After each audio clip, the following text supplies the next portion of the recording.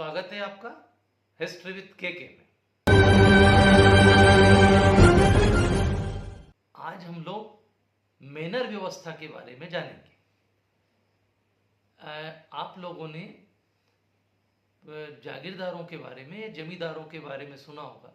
तो जो मध्यकाल था, मध्यकाल में यदि देखें तो इंग्लैंड और फ्रांस में, यूरोपियन देशों में ये जागीरदारी व्यवस्था थी। क्या था, वहाँ पर सम्राट जो होता था वो, उसके पास वो भूमि का स्वामी होता था और वो अपनी भूमि को, चूंकि सबका राजस्व इकट्ठा वो नहीं कर सकता, तो वो अपनी भूमि को क्या करता था कि लार्ड, उसके नीचे जो लोग होते थे वो लार्ड होते थे, तो लार्ड को वो भूमि दे देता था।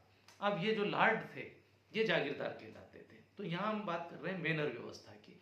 तो संक्षेप में यदि हम कहें तो मैनर क्या थे?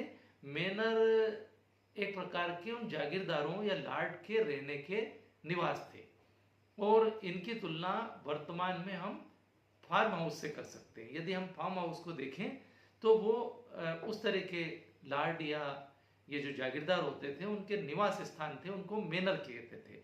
अब इसको यदि विस्तार से हम देखें मैनर व्यवस्था को कि किस तरह के होते थे, तो मैंने जैसा कहा आज के फार्म हाउस की तरह होते थे।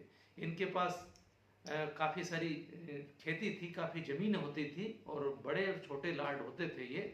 तो ये क्या करते थे कि जो इनकी भूमि होती थी, काफ़ी सारा बड़ा एरिया होता था, तो उसमें उस भूमि के मध्य में अपना विशाल भवन बनाते थे। गढ़ी दुर्ग कह सकते थे इनको। विशाल भवन होता था उस भूमि में और वहाँ पर ये उस भवन में अपने परिवार के साथ रहते थे।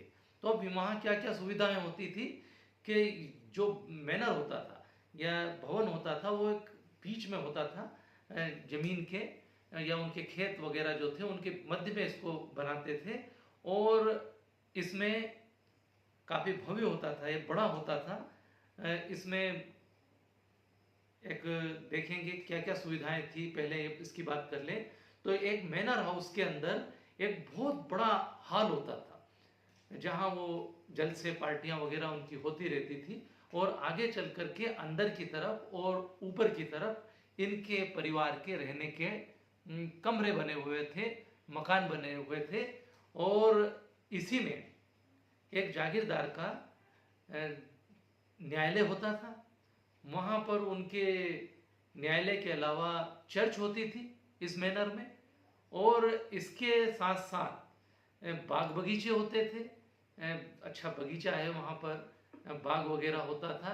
इनके आज जो आधुनिक स्विमिंग पूल की तरह उनके नहाने वगैरह की सारी व्यवस्था होती थी और साथ ही साथ इनके यहाँ पर जो नौकर चाकर काम करते थे उनके रहने के लिए भी निवास स्थान बने हुए थे। यद्यपि वो बहुत अच्छे नहीं थे, उनकी कंडीशन इतनी अच्छी नहीं थी, लेकिन वो उनके नौकरों के रहने के लिए भी बने। इसके अलावा इन्हीं मैनर हाउस में पशुओं के बांधने का स्थान भी होता था, क्योंकि उनके यहाँ घोड़े, बैल, अन्य मवेशी होते थे, तो उनको भी बांधने के लिए शेड टाइप के बने होते थे। अब इनकी सुरक्षा कैसे होती थी? तो इनकी सुरक्षा को यदि देखें तो इसमें काफ़ी बड़ी संख्या में सैनिक लगे होते थे और आसपास इस मैनर हाउस यानी दुर्ग के आसपास एक गहरी खाई होती थी जिनमें हमेशा पानी भरा होता था और रात के समय क्या करते थे कि इसमें इस तक पहुंचने के लिए जो मार्ग होते थे वो उनके ऊपर लकड़ी के एक तरह के ऐसे फाटक होते थे, पुल टाइप होते थे, उनको खींच करके रस्सियों और जंजीरों के सहारे से बंद कर दिया जाता था, यानी कि उनका मार्ग को अवरुद्ध कर दिया जाता था। चारों तरफ खाई होती थी, पानी की भरी हुई होती थी, तो इन तक पहुंचना आसान नहीं होता था और चारों तरफ सैनिक भी लगे होते थे।